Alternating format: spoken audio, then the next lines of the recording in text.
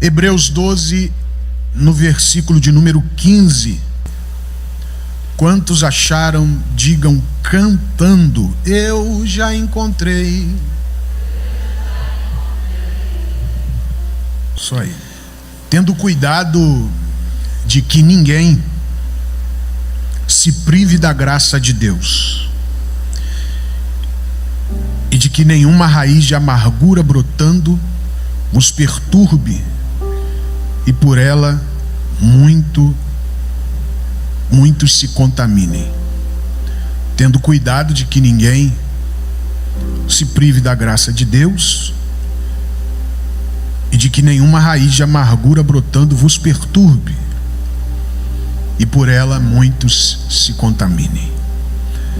A nossa sociedade, ela é marcada por grandes avanços tecnológicos, grandes, como também são marcados também por profundas crises emocionais. Nunca tivemos tanta informação ao nosso alcance, não é? Existem aí os aplicativos de consultas no que se diz respeito de informação, e eles facilitam a nossa vida. Mas ainda assim, nunca vimos tantas pessoas cansadas, ansiosas, deprimidas, insatisfeitas e emocionalmente esgotadas. A verdade é que o sofrimento humano, ele não desaparece apenas porque a sociedade evoluiu. Muito pelo contrário. O ser humano, ele continua através dessas evoluções, carregando as suas dores, seus medos, seus conflitos, suas feridas, que muitas vezes ninguém consegue enxergar. Existe uma grande diferença entre estar vivo e se sentir vivo. Existem pessoas que continuam respirando, trabalhando, sorrindo, frequentando a igreja, seguindo as suas vidas normalmente, mas por dentro estão vivendo uma batalha que ninguém vê.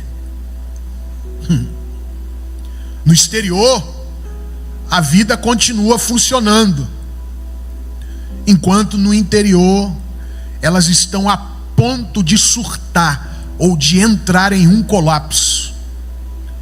Esse é um dos grandes dramas dessa geração ou dessa sociedade cristã atual. Nós desenvolvemos a capacidade de esconder as nossas dores. Para quê? Para preservar a nossa imagem. Nós aprendemos que precisamos parecer fortes, mesmo quando tudo está quebrado. Nós aprendemos a sorrir para os outros enquanto nós estamos chorando por dentro. É nesse cenário aqui que surge um dos assuntos mais delicados e urgentes da atualidade: o suicídio. Ao contrário do que muitos pensam, na maioria dos casos, o suicídio não nasce de um desejo de morrer. E eu peço a sua atenção porque é um assunto muito delicado. O suicídio nasce de um desespero de acabar com uma dor que parece não ter fim. A pessoa chega a um ponto onde ela acredita que não existe mais saída, que ninguém consegue ajudá-la e que o seu sofrimento nunca vai terminar. Só que o problema é que a dor intensa, ela altera a forma como a mente interpreta a realidade. Do ponto de vista psicológico, neurológico e psiquiátrico, pessoas que passam por um sofrimento muito profundo, ela pode desenvolver aquilo que nós chamamos de estreitamento cognitivo. É uma espécie de uma visão de um túnel que a pessoa vai entrando e parece não ter fim. E é nesse momento que a mente, ela perde a capacidade de enxergar alternativas. E aquilo que antes parecia solucionável passa a parecer impossível de se resolver. E além disso, as alterações no neurotransmissor, como a serotonina, a dopamina, a noradrenalina, podem contribuir muito para que esses sentimentos de desesperança, desânimo e perda de prazer pela vida e impulsividade se aumentem. Em muitos casos, os transtornos como depressão, ansiedade, transtorno bipolar, traumas emotivos e outras condições psicológicas, elas aumentam significativamente esse risco de pensamentos suicidas. É nesse ponto que os psiquiatras, que são os únicos profissionais da saúde mental, eles dão, não é, as receitas para remédios para que isso venha se nivelar. Só que existe uma dimensão ainda muito mais profunda que não pode ser ignorada, que é a dimensão da alma. Quem está comigo aqui? Amém? Eu preciso da sua atenção. E é exatamente aqui que o texto de Hebreus se torna tão atual e tão necessário. Por quê? Porque essa carta, ela foi escrita para irmãos que estavam enfrentando perseguições, rejeições, perdas, e um grande desgaste emocional nasceu no meio disso tudo. Muitas pessoas estavam cansadas da caminhada da fé, alguns estavam pensando em desistir e até em morrer, outros carregavam dentro de si dores silenciosas que ninguém percebia. É por isso que o autor escreve essa parte tão minuciosa, tendo cuidado de que ninguém se prive da graça de Deus e de que nenhuma raiz de amargura, ou seja, raiz emocional, porque primeiro acontece aqui dentro, para depois fluir do lado de fora. Observe a preocupação do escritor. Não era apenas doutrinária, era pastoral. Ele entendia que existiam raízes invisíveis crescendo dentro das pessoas, feridas não tratadas, rejeições acumuladas, traumas escondidos, culpas carregadas em silêncio e sofrimentos que ninguém consegue ver. Assim como a raiz, eu peço a sua atenção ainda mais, como a raiz cresce abaixo do solo e ela não é perceptível, as dores da alma também crescem silenciosamente aqui dentro antes de se manifestarem em forma de desânimo, isolamento, amargura e, em alguns casos, os pensamentos autodestrutivos. O grande alerta dessa carta aos Hebreus é que ninguém deve caminhar sozinho. Eu vou repetir essa frase: ninguém deve caminhar sozinho.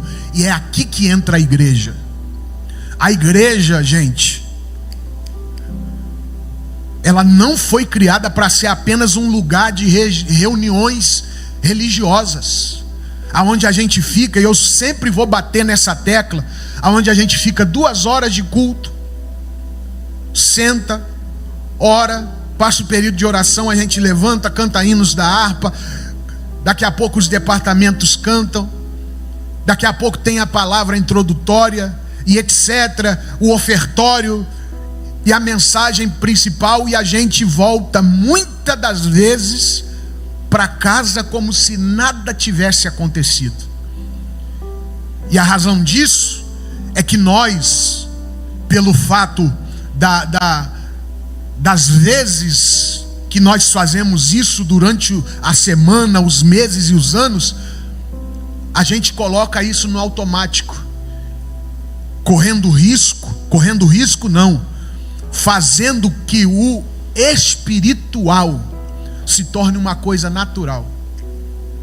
É por isso que a gente vê, e eu sempre vou bater nessa tecla, é por isso que a gente vê nas redes sociais a gente rindo de pessoas que fazem chacota com as línguas estranhas, rindo de coisas que denigrem a imagem do cristianismo, e a gente age como se nada estivesse acontecido. Só que a razão disso é a forma como nós nos rendemos a Deus dentro da igreja. A gente vem já com a vontade de ir embora, a gente vem para cumprir a agenda, porque é uma coisa de escala, de departamento, de área, quando na verdade, e um grande ponto aqui que eu quero dar um adendo, um dos maiores problemas da igreja atual hoje é que a gente vem para ouvir Deus falar aquilo que a gente quer ouvir, ou seja, eu tenho isso, eu tenho aquilo, eu vou te dar isso, eu vou abrir isso, quando na verdade, se você não estiver bem do lado de dentro, Deus pode te dar carro, pode te dar dinheiro, pode te dar vida boa, pode te dar tudo, mas se Ele não resolver o que está do lado de dentro, isso tudo que Ele fizer do lado de fora é inútil.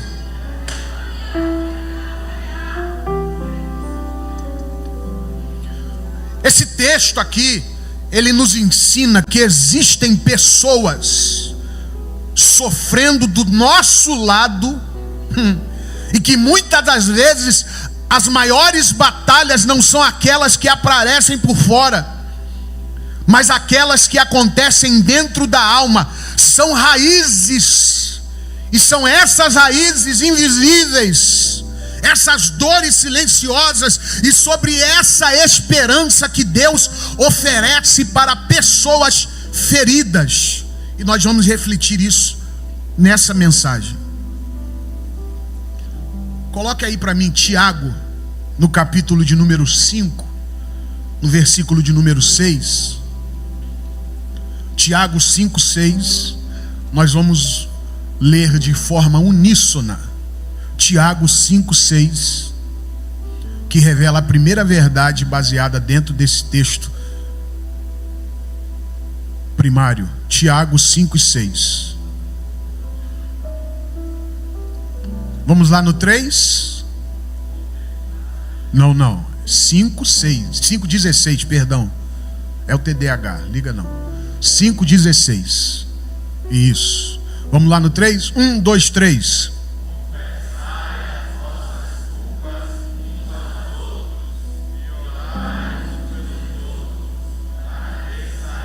Qual é o último ponto? Para quê? Mais uma vez, para quê? Primeira verdade que Hebreus nos ensina aqui, guarde essa frase, se quiser anotar, por favor. É que o que você esconde hoje é o que pode te destruir amanhã. O que você esconde hoje pode te destruir amanhã. Existe uma mentira muito perigosa que muitas pessoas contam para si mesmas: eu consigo suportar mais um pouco. E assim essas pessoas vão acumulando dores, decepções, traumas, culpas, medos e frustrações. O problema é que o ser humano, gente, ele não foi criado para armazenar o sofrimento. O ser humano é igual um recipiente. Dentro de nós vai emoção, e emoção é igual água. Se eu colocar água até esse copo não suportar, o que vai acontecer com ele? Ele vai transbordar. E isso acontece. Todos nós somos recipientes emocionais. Assim como um corpo possui um limite, a alma humana também possui esse limite. E quando emoções, como emoções saudáveis, elas transbordam, celebramos. E quando existem emoções negativas, nós também ficamos aprisionados por muito tempo tempo, e eles também procuram uma saída, e aquilo que não é expressado é comprimido. O que é comprimido te pressiona, e o que te pressiona por muito tempo te faz explodir. É por isso que muitos casais, muitos pais, muitas pessoas, elas surtam pelo fato da sociedade nos ensinar em sempre ser forte, em sempre ser uma pessoa indestrutível e não mostrar a nossa fraqueza. Só que o que você precisa entender é que muitas pessoas, elas não estão cansadas apenas da vida, elas estão cansadas de carregar sozinhas aquilo que nunca deveriam carregar sozinhas. Por trás de muitos sorrisos existem batalhas silenciosas. Por trás de muitas aparências de força existem pessoas emocionalmente esgotadas. E é por isso que procurar ajuda não é sinal de fraqueza, pelo amor de Deus. Deus está falando para você, para que você se salve, para que você se renove, para que você se cure. Procurar ajuda não é sinal de fraqueza. Fraqueza é continuar sangrando em silêncio enquanto a ferida se aprofunda. Coragem é admitir que existe um problema e decidir enfrentá-lo.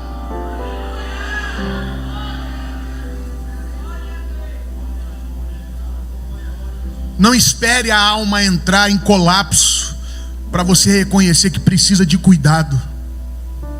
Eu estou todo arrepiado aqui. Porque o sofrimento ignorado, ele não desaparece, gente. Ele só se acumula. Eu quero fazer uma ilustração aqui para você entender.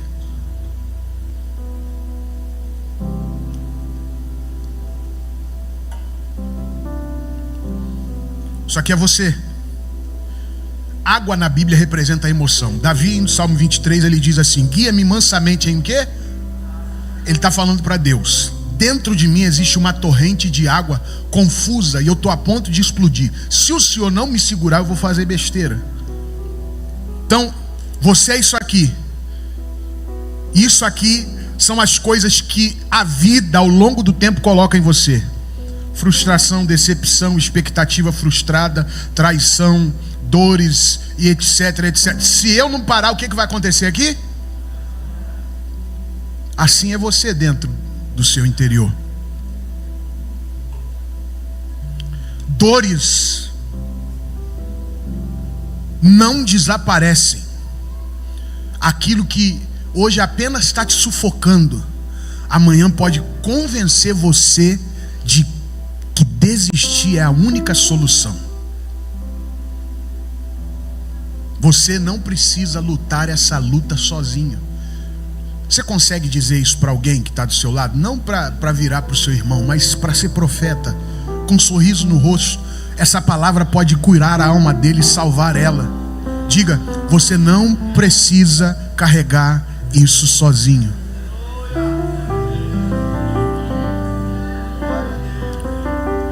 Primeira carta de Paulo aos Coríntios 12, 26. 1 Coríntios 12, 26. Primeira carta de Paulo aos Coríntios 12, 26. Essa é a segunda verdade dentro desse texto. Vamos lá no 3. 1, 2, 3.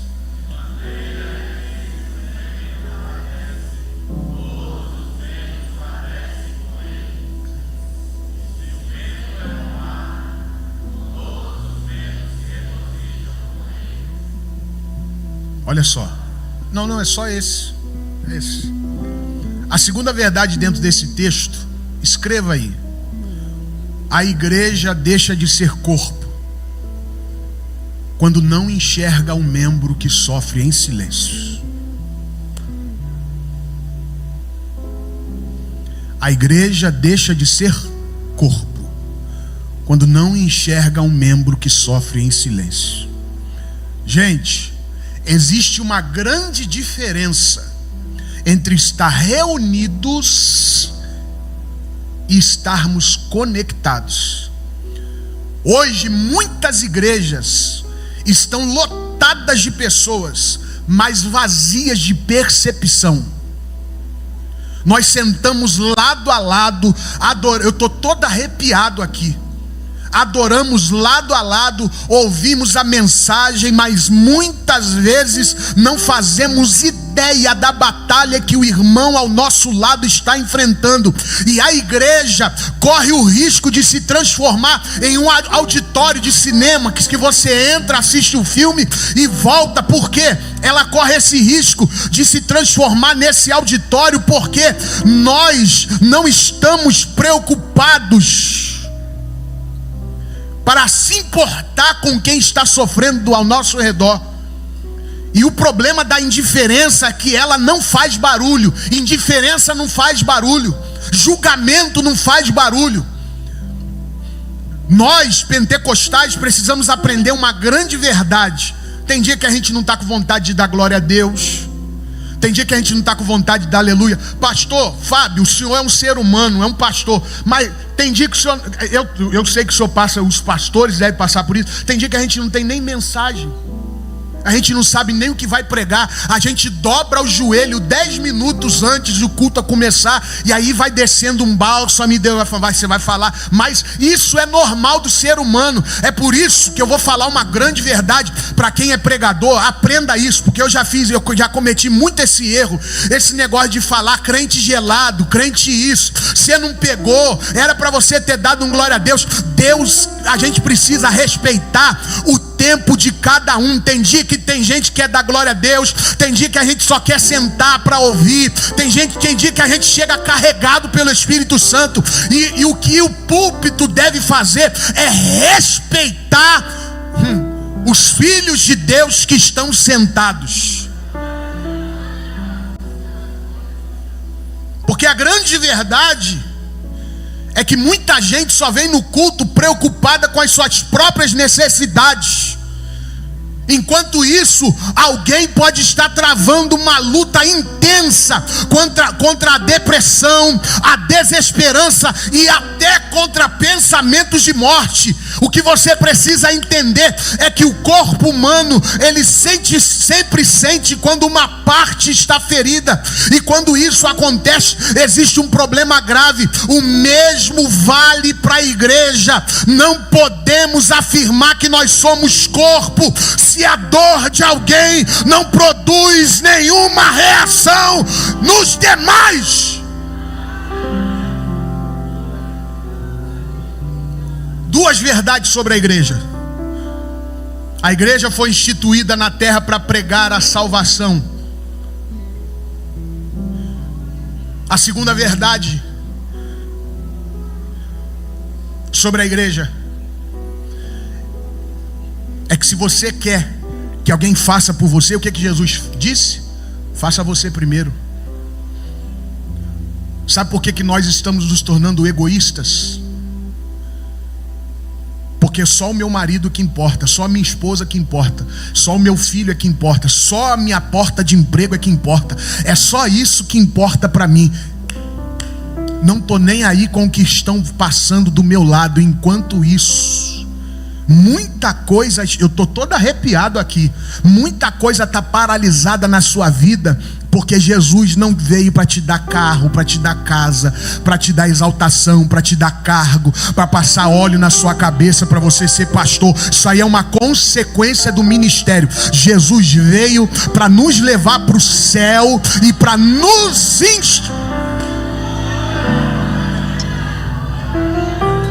Eu estou ficando velho. Eu sou nascido e criado na igreja, mas eu estou falando com essas coisas. Eu tenho que me policiar muito, porque com todo respeito, isso aqui é uma palavra de pastor.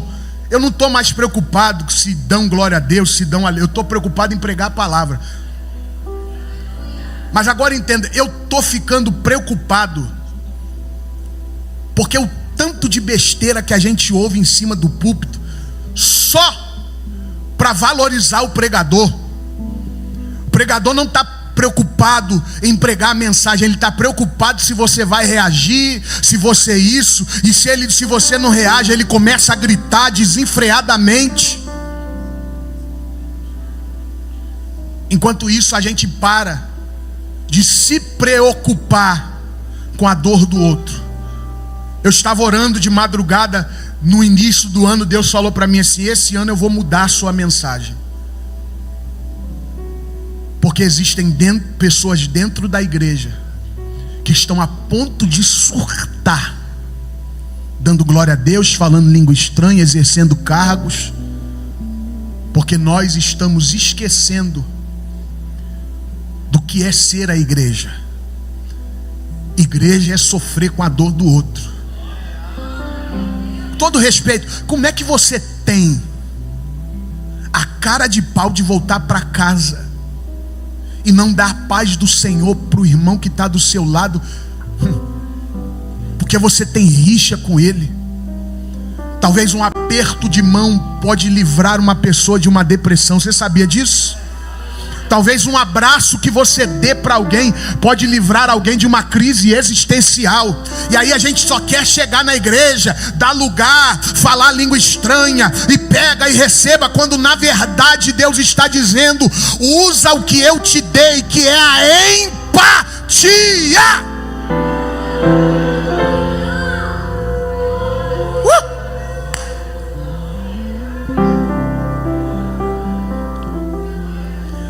Terceira verdade, João 10:10. Não, perdão, Mateus 11:28. Já estou caminhando para o final.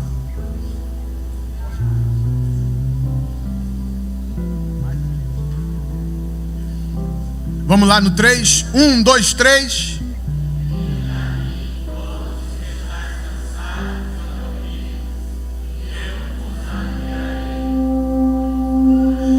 Existem 4 estágios aqui dentro dessa mensagem. O primeiro são os pensamentos. O segundo é a negligência da igreja. O terceiro é quando você chega no ápice da sua dor.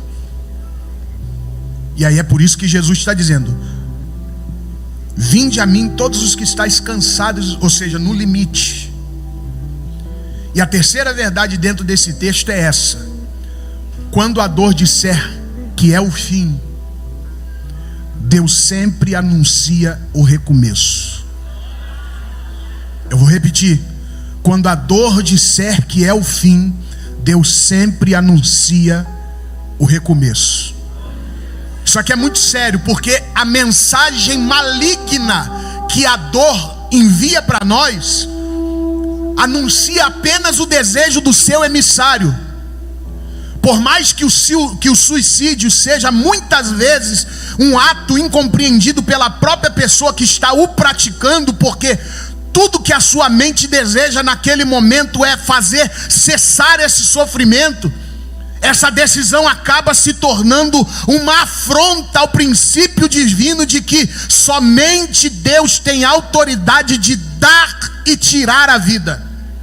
Só que a dor, ela é tão imensa que a pessoa já não pensa mais na morte como um desejo, mas como uma fuga. Por isso que existem 2 vertentes teológicas. Algumas pessoas acreditam que uma pessoa que tira a sua própria vida, ela já está com o passaporte direto para o inferno. Mas lembra do que eu estou te falando: a dor é tão intensa que a pessoa já não pensa em tirar a sua vida como um desejo, mas como uma fuga. Ela não quer necessariamente morrer, ela quer que essa dor morra. Só que é exatamente nesse momento de vulnerabilidade que o diabo trabalha. O diabo utiliza essa dor como uma mensagem silenciosa e destrutiva, tentando convencer a alma de que não existe mais saída, que não existe esperança e não existe amanhã, porque o seu objetivo sempre foi o mesmo: afastar o homem de Deus. E ele sabe que uma alma dominada pelo desespero perde a capacidade de enxergar a graça, o amor e o socorro divino. Por isso que a sua estratégia não começa na morte. Preste atenção, ele começa muito antes, quando ele convence alguém de que está sozinho, abandonado e sem valor. Só que existe uma esperança acima de tudo. Deus nunca abandona aquele que clama por socorro. Eu vou repetir isso para você que está na internet, para você que está aqui. Existe um segredo no meio disso tudo: Deus nunca abandona aquele que clama por socorro.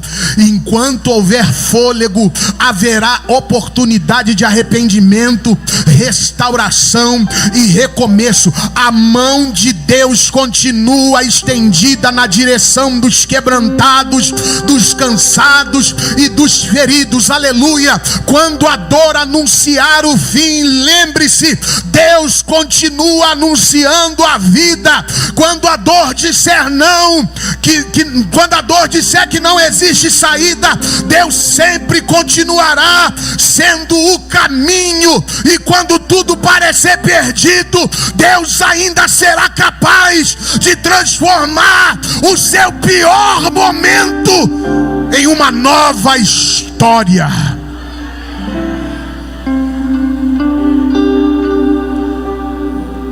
1 Pedro 5,7. A última verdade dentro desse texto.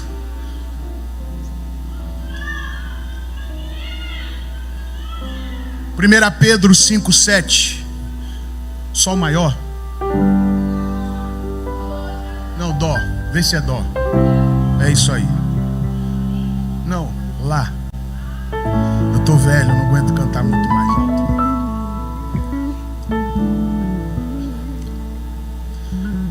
Vamos lá no 3? 1, 2, 3.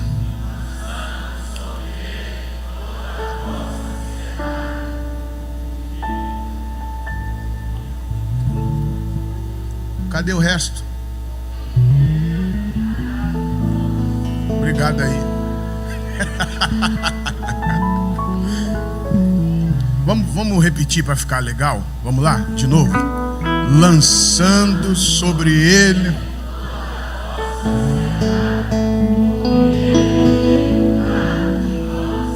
Preste atenção nisso aqui. O que é a ansiedade? A ansiedade é um sofrimento presente de algo que só vai acontecer no futuro. O ser humano, ele vivencia nos dias atuais 3 princípios: a depressão, que é o excesso do passado no presente; o estresse, que é o excesso de compromissos no presente, e por isso que você fica estressado; e a ansiedade, que é o excesso de futuro no presente. Então, qual é a ansiedade de uma pessoa que pensa em tirar a vida? A ansiedade dela, ela olha para o futuro e não vê mais esperança. Por quê? Porque ela já procurou tudo. Ela já procurou psicólogo, psiquiatra, psicanalista, neuropsiquiatra, já procurou terapeuta comportamental, já procurou tudo, já procurou conversar com a família, já procurou conversar com todo mundo. Só que existe um vazio dentro dela, que nenhuma dessas coisas solucionou o seu problema. E o que fazer quando tudo falhar?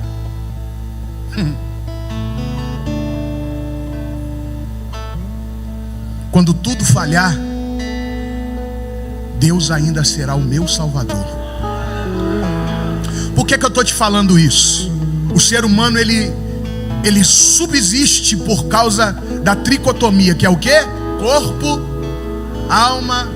O corpo é o recipiente, a alma é a sede das emoções, e o espírito é aquilo que nos liga ao Criador. Entenda isso. Só que quem é que criou todos esses subsídios? Quem? Então, quando a ciência humana falhar, eu estou todo arrepiado aqui. Quando a ciência humana falhar, quando o homem falhar, quando a psique falhar, quando os estudos mentais, comportamentais e emocionais falharem, saiba que aquele que criou a alma, Delevarácia, continua sendo o seu Salvador. Olha aqui para mim, talvez você já tenha procurado refúgio em tudo que a capacidade humana é capaz de produzir. Talvez você foi buscar respostas nas teorias sobre o comportamento, nas explicações da mente, nos estudos sobre as emoções, nos conselhos das pessoas, nos relacionamentos, nas experiências da vida e até mesmo na religião. E não há problema em buscar ajuda, mas porque Deus pode usar pessoas profissionais e recursos para nos auxiliar. Só que o problema acontece quando nós transformamos esse recurso em nossa esperança definitiva. Chega um momento em que algumas dores atravessam todas as explicações. Existem feridas que nenhum argumento consegue silenciar. Existem noites em que a voz do terapeuta não consegue te acalmar. Existem momentos em que a terapia não parece apresentar a solução que você esperava. Existem crises em que a religião é limitada por seus rituais e suas formalidades e ela não consegue preencher o vazio da alma. É nesse ponto que muitos esquecem uma verdade esquecida. Existe uma diferença gritante sobre Deus e se conhecer em Deus. Quando tudo desabar ao seu redor, não conclua que acabou. Talvez seja apenas Deus mostrando que os refúgios que você construiu não eram fortes o suficiente para sustentar a sua vida. Porque quando todos os outros abrigos falham, Deus continua sendo o único refúgio que permanece de pé. Eu queria que você levantasse a sua mão direita para o céu. E eu recebo a autoridade do céu, de Deus, um bálsamo na minha alma, para ministrar isso na sua vida.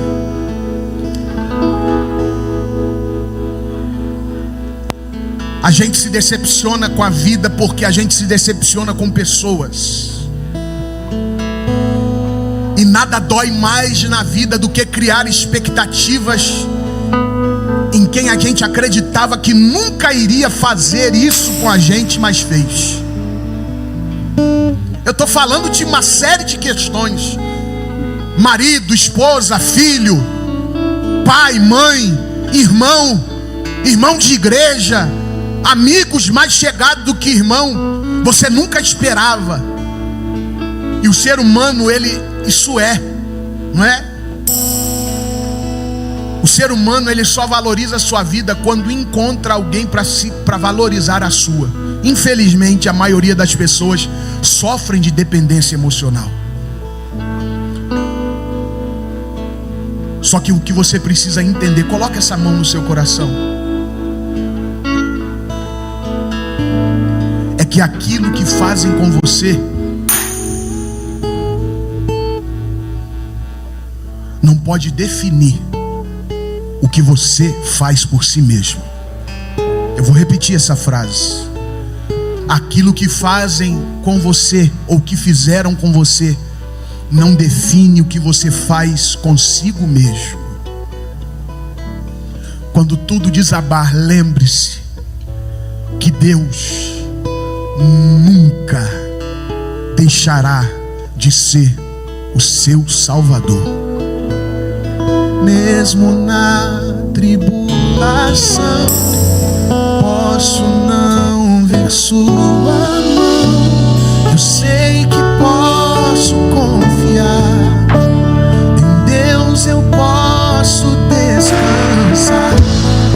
Mesmo vendo tudo se acabar, sei que nada vai me faltar. Lá do alto vem a provisão. Eu quero ouvir a sua voz, bem baixinho, canta. Olharei.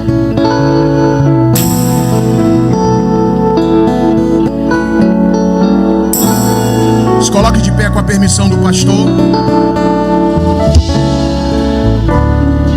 Eu terei vitória,